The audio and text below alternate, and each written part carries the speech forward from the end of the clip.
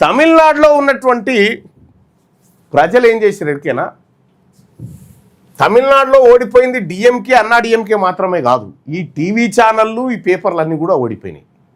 Only social media, no media, only social media. Social మీడియాతోని ఇవన్నిటిని దెబ్బకొట్టిరు తమిళనాడులో ఉన్నటువంటి యూత్, మరి ముఖ్యంగా మహిళలు. దెబ్బకి అన్నీ పడుకున్నాయి. ఫలితం మొత్తం సీన్ రివర్స్ అయిపోయింది. మీరు ఇక్కడ చూడండి, ఈ మీడియా ఎప్పుడు కూడా సరే ఆయన ఒక దళిత సామాజిక వర్గం నుంచి వచ్చినటువంటి బిడ్డ కాబట్టి సహజంగానే ఈ అగ్రవర్ణ మీడియా వాళ్ళని ఎంకరేజ్ చేయదు. ఎంకరేజ్ చేయకపోగా డిస్కరేజ్ చేస్తూ ఉంటుంది, ఇంకా వాళ్ళని మానసిక హింసకు గురి చేస్తూ ఉంటుంది అంటూ. అయితే మీడియా పాత్ర ఇక్కడ పటాపంచలైపోయింది.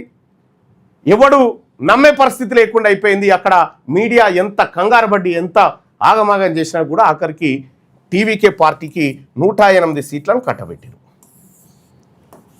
ఇది తమిళనాడులో కాదు, అన్ని చోట్ల ఇదే మీడియా. సాంప్రదాయ పార్టీలు ఏవైతే అగ్రవర్ణ పార్టీలు ఉన్నాయో వాళ్లకు వంత పాడతాయి అంతే. మెజారిటీ ప్రజలకు ఆ ప్రజల్లోంచి ఏదైనా పార్టీ వచ్చినా లేకపోతే ఇంకేదైనా వచ్చినా దాని మీద బురద తగులుతాయి.